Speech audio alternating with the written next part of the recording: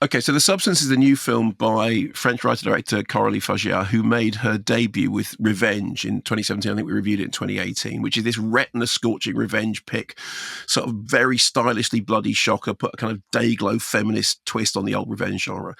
And when I reviewed that with you, because I know you'll remember this, because I know you keep a note of all my reviews, I said, there are bits of Besmoir in there and switchblade romance and, a little bit of Gaspar Noé. It's very, very overcranked. And I said at the time, look, I think this film has real promise. I don't think it's quite as brilliant as other people think, but I said, and I'm quoting myself, this filmmaker has a lot of talent and is going to go far. Well, she has now gone far and then some with The Substance, which is this Cronenbergian body horror, won Best Screenplay Award at Cannes.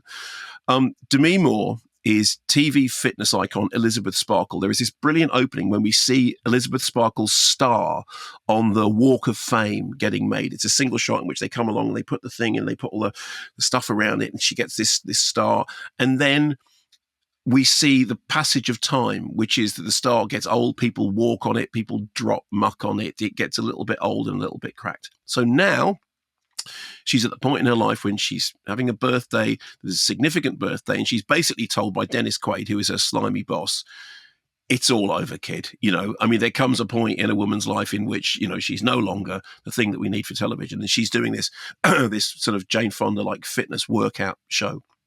But she discovers that she's not going to be renewed. Driving home, she gets into a car crash, which she survives miraculously. And when she's in hospital, a medic slips her a note, which has a USB and a note wrapped around it, which says, "It changed my life." And on the USB, it says The Substance. And she puts the USB into the television and she gets this advert. Have you ever dreamt of a better version of yourself? Younger, more beautiful, more perfect.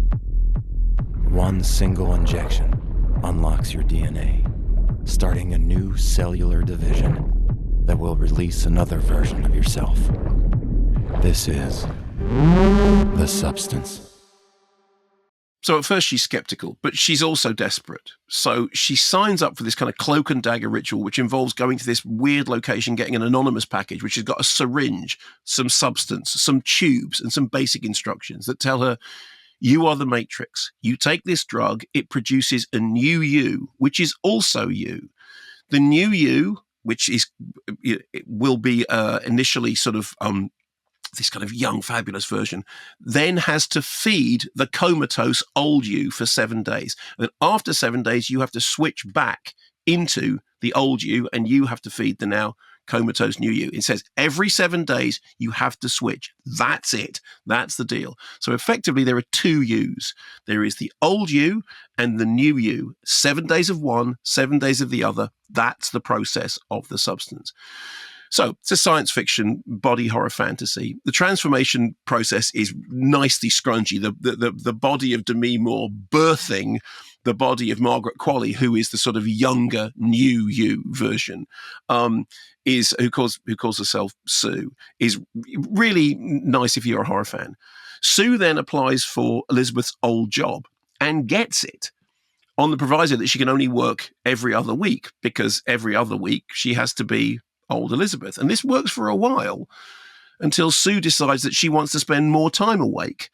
And the new and the old version start to find themselves at war, even though, as they keep being told, they are the same person. They are two sides of the same person. Now, as a piece of body horror cinema, this is really impressively audacious stuff. I mean, it's surreal in its substance. It's outrageous in its execution. The effects are fabulously jaw-dropping. I mean, it's like the invention of Rob Bottin's work. There's some of the thing in there. You think of Dick Smith's bodysuits for Altered States, all that kind of emotional heft of Jeff Goldblum transforming in The Fly. I mean, that stuff is really wonderfully out there. And as with all the best body horror things, all the effects are metaphors made flesh. I mean, the central idea is a satirical deconstruction of ideas of youth and beauty, and of a world in which, as Dennis Quaid says, pretty girls should always smile and young flesh is a saleable commodity. It's also a Jekyll and Hyde story because, older and younger, newer and older, better, worse versions of the same person are at war with each other. And that sense of duality is heightened by, at one point, they use a very specific Bernard Herrmann music cue to alert us to the kind of duality of the story. It's also a Grand Guignol pastiche, the cannibalism of a consumerist society in which desire feeds upon and eats itself. I thought Demi Moore and Margaret Qualley were both... Sorry to interrupt. Yeah. Can you explain a bit more about what a Grand Guignol pastiche might be? So Grand Guignol, as we talked about before, is kind of like the theatre of extremity that really kind of preceded what we now think of as modern splatter cinema. And the way that came through cinema is, I suppose, Herschel Gordon Lewis's Blood Feast, films which were just kind of spectacular grossness, but the idea was that somehow the shock breaks through the kind of the fabric of society and tells you something different. And so the central story, as I said, it is a satirical story about the way in which society works, the way in which youth is fetishized, the way in which flesh is saleable. But it's done in a way which is absolutely full of moments of really full on, and I mean really full on, theatrical, gasp-inducing horror that makes you go or in my case, just makes you smile. I mean, the sound design is fabulous. There's one scene early on in which Dennis Quaid, whose performance makes his performance as Jerry Lee Lewis in Great Balls of Fire look positively understated, is eating shrimps. And the sound of him eating shrimps is like... And this all kind of precedes the squishiness that is to come, this kind of disgusting symphony of gluttony.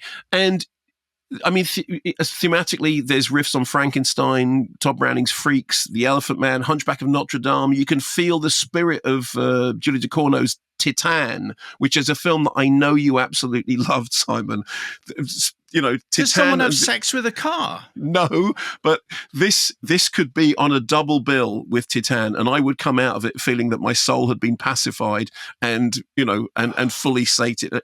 It's in the third not for act. Me, is it? This film? I don't know. I'd love you to see it. The third act, if you remember what happens, you didn't see Love Lies Bleeding. Love Lies Bleeding has got a really kind of brilliant ending. But the third act of this goes absolutely bananas. It's like a kind of cross between the prom scene from Carrie and the lawnmower scene from Brain Dead. I enjoyed the hell out of it. It was unbelievably squishy and disgusting in some ways, in a way that made me smile and wince and laugh. And like I said, it was like a real sort of feast of body horror. But it's all the way through. It's got a point. It's got a really great, down to earth, satirical, kind of cynical point about the way in which these things are commodified and the way in which somebody can be at war with themselves and with the world around them. The third act is one of the most deranged things I have seen in the cinema in a long time. The film is over 2 hours long. I think it's like 2 hours 15 or something like that. But the time just flew by. I thought it was fantastic. I just really, really, really enjoyed it. And believe me, you are going to come out of it going, blimey, Charlie, I didn't think I was going to get that. It's wow. The BBFC... I might come out of it after 5 minutes.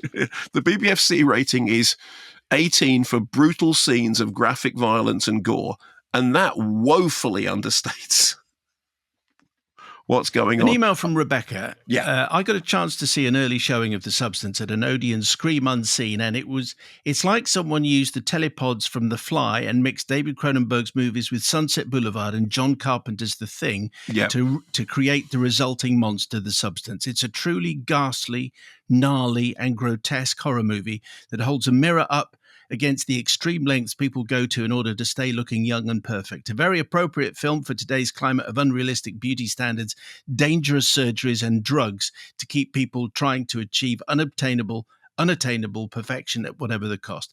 There were quite a few walkouts, and I expect every screening of The Substance will have at least one person leave. The body horror won't be for everyone.